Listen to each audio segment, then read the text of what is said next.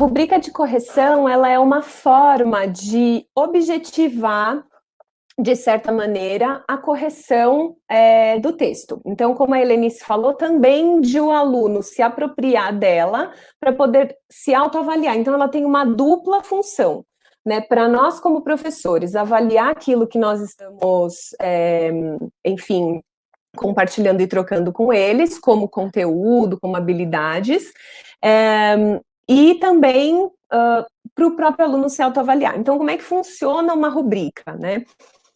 Bom, a rubrica, ela é uma grade, né, e ela tem, então, os critérios que vão ser analisados versus, né, digamos assim, nas linhas, e nas colunas, os valores que você vai dar para cada um desses critérios. Então, vou colocar em termos mais práticos, né, vou usar o Enem como uma forma de explicar. Né? O Enem tem lá, primeiro, competência 1, que é a adequação à norma culta da língua, né? A questão da gramática, da pontuação, da parte formal da língua, né? Então, você tem, as notas podem ser, isso é o critério, né? Então, a adequação à norma culta da língua.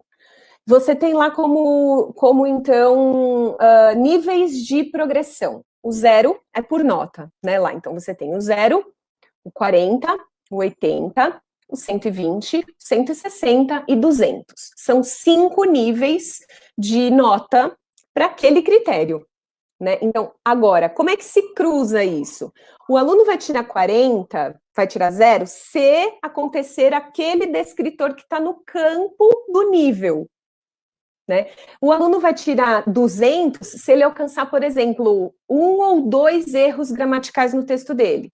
160 se for mais que 2. 120 se forem muitos erros ligados a questões de ortografia e sintaxe, enfim. Então, em cada critério que você estabelecer, você vai ter também um pequeno descritor para o nível. Então, de forma que faz um cruzamento, é como uma batalha naval, né? Você vai olhar lá o critério, né, que você está analisando com o aluno, então agora eu quero analisar se ele trouxe um bom repertório, né, um bom repertório cultural. Então, no critério, no 200, vai estar lá um repertório cultural produtivo, né, usando o exemplo do Enem. Então, o que é um repertório cultural produtivo? É aquele que ele traz e que dialoga com a ideia do texto e que traz, e que é dele, né, que há uma apropriação dentro do texto daquele repertório. Então, cada nível, né, pensando numa tabelinha mesmo, cada critério pressupõe níveis. Né? E aí, isso é para tentar, ao máximo, objetivar a correção desse texto. Agora, isso é uma coisa muito interessante no texto, por quê? No Enem, por exemplo, a correção ela acontece às cegas. Então, você tem sempre 2 corretores fazendo essa correção sem saber quem são, né? Quem é o outro. E isso é bom na medida em que, quando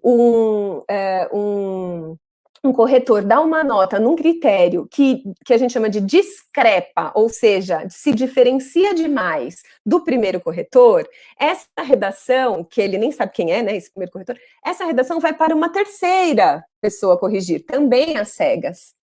Então, esse texto ele vai ganhando uma objetividade de olhar para aqueles critérios que foram colocados naquela matriz de correção. Né? Então, isso é uma forma de a gente acabar com aquele, seu texto é muito bom, parabéns. Isso não diz nada para o aluno, embora muitas vezes seja o que a gente quer dizer para ele, porque nós, pela nossa técnica, pelo nosso conhecimento, enfim, docente, nós sabemos quando o texto é bom ou ruim, mas porque nós já temos muito introjetado, muito intuitivamente, eu adoro essa palavra intuição, porque ela vem da experiência, então a gente não pode deixar de lado a intuição docente, embora a gente nunca, claro, possa deixar de estudar, e né, o lado técnico é muito importante, mas a intuição vem da prática.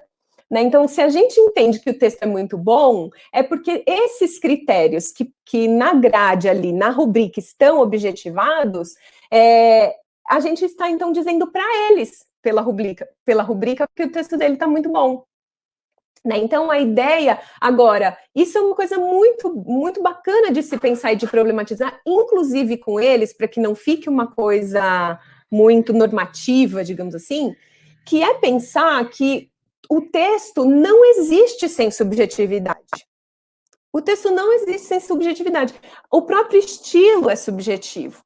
Né? Quando eu estou escrevendo, eu tenho um projeto de dizer, até por isso que na análise do discurso a gente não fala em intenção, né? A gente diz de projeto de dizer, porque a gente nunca vai alcançar a intenção do outro. Né? A nossa interpretação, isso que é a coisa mais linda de se ler um texto, né? É que a sua interpretação nunca vai ser igual ao do seu vizinho.